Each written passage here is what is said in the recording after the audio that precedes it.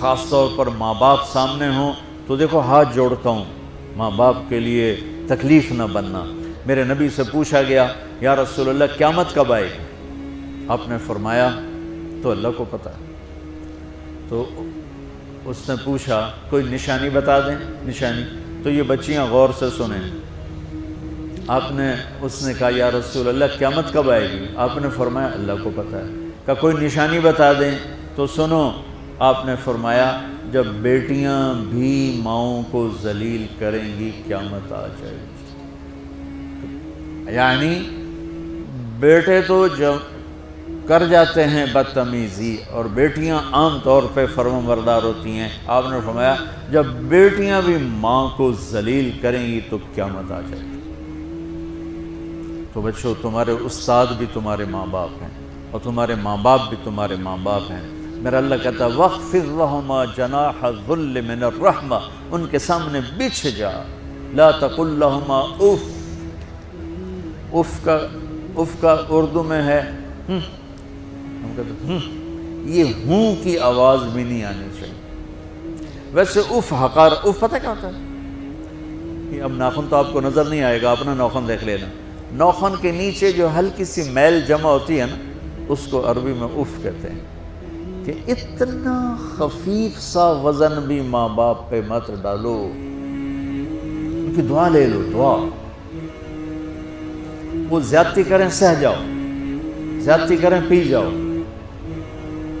اللہ کی غیبی مدد سے جو تمہارے کام ہوں گے وہ تمہاری ڈگریوں سے نہیں ہوں گے۔ ڈگری تو ایک کاغذ کا پرزہ ہے، اس پہ نہ تمہاری تقدیر لکھی ہے نہ تمہارا نصیب لکھا ہے۔ تمہارا نصیب یہاں لکھا ہوا ہے، تمہاری تقدیر یہاں لکھی ہوئی ہے، اور یہ سرسبز اور ہری ہوگی تمہارے اخلاق کے ساتھ، تمہارے ایمان کے ساتھ۔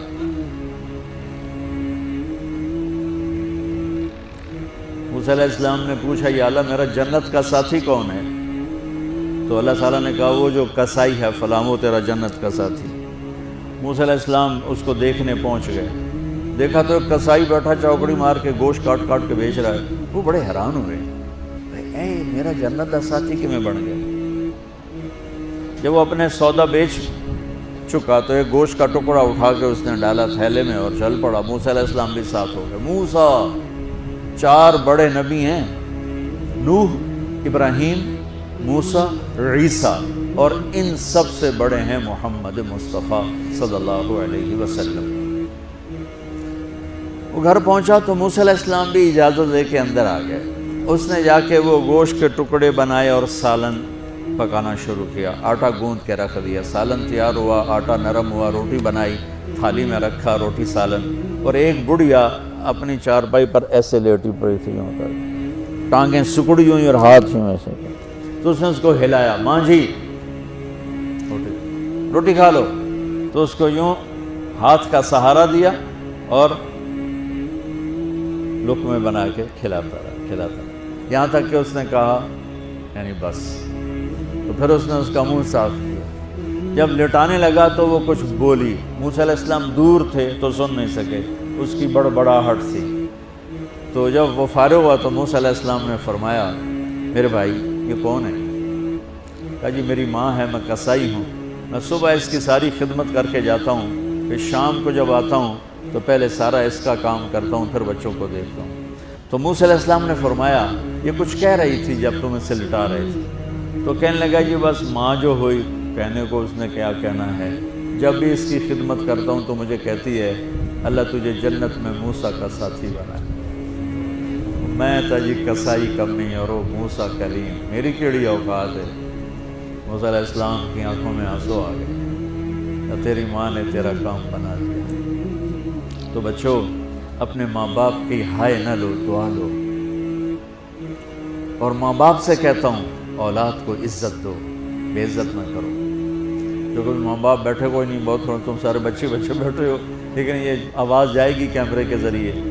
ماں والدین سے کہتا ہوں اپنے بچوں کو عزت دو، عزت نفس کو۔ تم کل کو باپ بننے والے ہو، تمہاری کل شادیاں ہونے والی ہیں، یہ ماں بننے والی ہیں، تم باپ بننے والے ہو۔ اللہ کے واسطے یہ جو ہمارا تعلیمی نظام ہے اس نے ہمارے بچوں کو پاگل کر دیا ہے۔ 3 سال کے بچے کے اوپر بستہ لادنا، یہ اس کو تباہ کر دینا ہے۔ اس کے سارے نیورون ہی جل جاتے ہیں. اور 3 سال کے بچے کو ماں کی گود چاہیے، اسکول نہیں چاہیے. میرے نبی نے کہا 7 سال تک نماز بھی نہ کہو. تو کیا کرو؟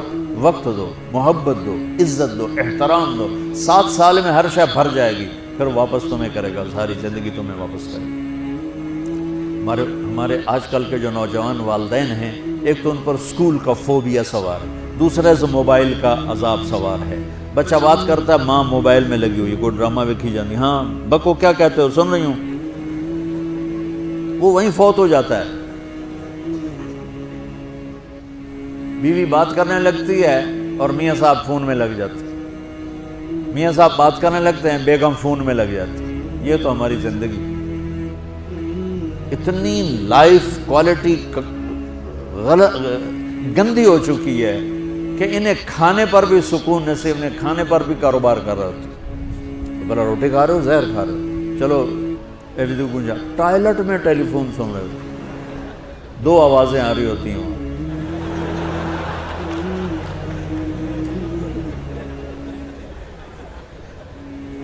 کچھ اپنے نبی کی زندگی کو سیکھو، اعتدال. میرے نبی سے عبد الخالق کی تو ایک چھوٹی سی یونیورسٹی ہے، میں بہت بیزی ہوں. میرے نبی کے سر پہ 7 بر اعظم کے انسان اور جنات اور قیامت تک آنے والی نسلیں تھیں، اور میرا نبی بچوں کے لیے روزانہ وقت نکالتے تھے. اور وقت کیسے نکالتے تھے؟ ان کے لیے گھوڑا بن جاتا، ہاتھ پاؤں زمین پہ ٹیک کے، کمر کو لیول کر کے، آؤ میری کمر پہ بیٹھو. دونوں بچوں کو کمر پہ بٹھا کے حسن حسین کمر میں چکر لگا کر پھر کہتے تمہارا اونٹ کیسا ہے، جس کو اتنی ذمہ داریاں ملی ہیں. وہ وقت نکالے. یہ سبق تھا نسل کے لیے، امت کے لیے. پھر دونوں بھائیوں کو اتار کے اکیلی زینب کو بٹھا کے چکر لگاتے، جھولے جھولاتے، کشتی کراتے، خود کشتی کرتے، ان کے ساتھ کھیلتے. بچوں آپ حیران ہوں گے، حسین 6 سال کے، حسن 7 سال کے، اور 7 سال میں کوئی ایک نصیحت بچوں کو نہیں کی، بس دل دیا، محبت دی.